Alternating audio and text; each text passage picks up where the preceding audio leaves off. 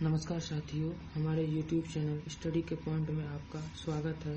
आज हम अरस्तु के दास्ता संबंधी अवधारणा के विषय में को जानेंगे।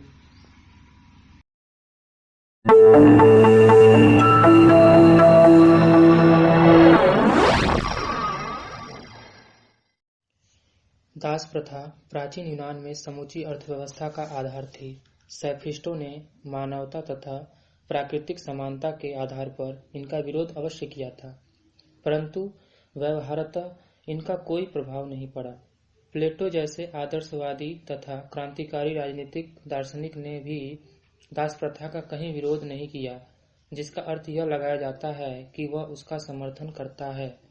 हाँ, इतना अवश्य है कि उसने इसका स्पष्ट शब्दों में पक्षपोषण भी नहीं किया, किंतु उसके शिष्य अरस्तु ने तो दास प्रथा का प्रबल समर्थन किया है और उसके पक्ष में उसने 3 मुख्य युक्तियां भी प्रस्तुत की है, जिसमें सबसे पहली युक्ति है दास्ता प्राकृतिक नियम के अनुकूल है। उसकी दूसरी युक्ति है दास्ता स्वामी तथा दास दोनों के हित में है और तीसरी युक्ति है दास्ता संपूर्ण समाज के हित में है। अब हम जानते हैं कि दास्ता प्राकृतिक नियमों के अनुकूल कैसे है। अरस्तु कहता है, संपूर्ण प्रकृति चेतन तथा जड़ दोनों में उत्कृष्ट का निकृष्ट के ऊपर शासन पाया जाता है। मानव में शरीर के ऊपर बुद्धि का, जो कि शरीर में उत्कृष्ट होती है, और आत्मा का बुद्धि और शरीर दोनों के ऊपर, जो कि दोनों से ही उत्कृष्ट होती है, उसका शासन होता है, या कम से कम ऐसा होना भी चाहिए। यदि किसी मनुष्य के शरीर पर उसकी बुद्धि का और उसकी बुद्धि तथा शरीर दोनों पर उसकी आत्मा का नियंत्रण नहीं रहता, तो वह मनुष्य अपने पूर्णतः स्वस्थ अवस्था में नहीं रह सकता है। इसी प्रकार समाज में भी उत्कृष्ट मनुष्य को निकृष्ट मनुष्य के ऊपर शासन करने का अधिकार होना चाहिए।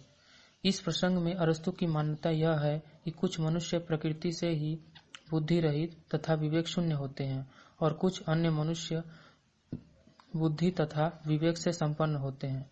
विवेकहीन व्यक्तियों का विवेकशील व्यक्तियों की दास्ता में रहना प्राकृतिक नियम के सर्वथा अनुकूल है और इन दोनों में समानता स्थापित करना प्राकृतिक नियमों के प्रतिकूल ही होगा।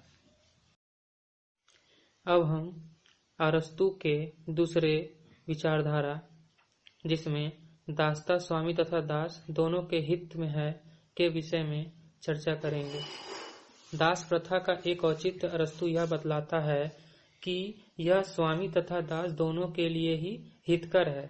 स्वामी के लिए यह हितकर इसलिए है कि इसके द्वारा उसे सृजनशील कार्यों जैसे राजनीति, कला, साहित्य इत्यादि के लिए पर्याप्त छुट्टी मिल जाती है, क्योंकि उसके दास उसे आजीविका के लिए शारीरिक श्रम की आवश्यकता से मुक्त कर देते हैं।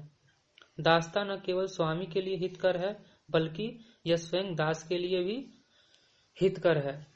जैसे कि पहले ही कहा जा चुका है कि दास लोग प्रकृति से ही विवेक शून्य होते हैं, अर्थात उसमें बुद्धि की कमी होती है। अतः उनका विवेकशील स्वामियों के संपर्क में रहना उनके लिए अत्यधिक हितकर है। इससे उनका कुछ परिमार्जन तथा परिष्करण हो जाता है और उनका जीवन भी अधिक सुरक्षित हो जाता है। जिस प्रकार शिशुओं को माता पिता के संरक्षण की आवश्यकता है, उसी प्रकार दासों को भी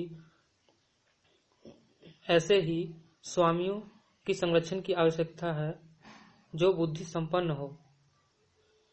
उनके ऐसे संरक्षण के अभाव में स्वयं दासों का जीवन संकटग्रस्त हो सकता है।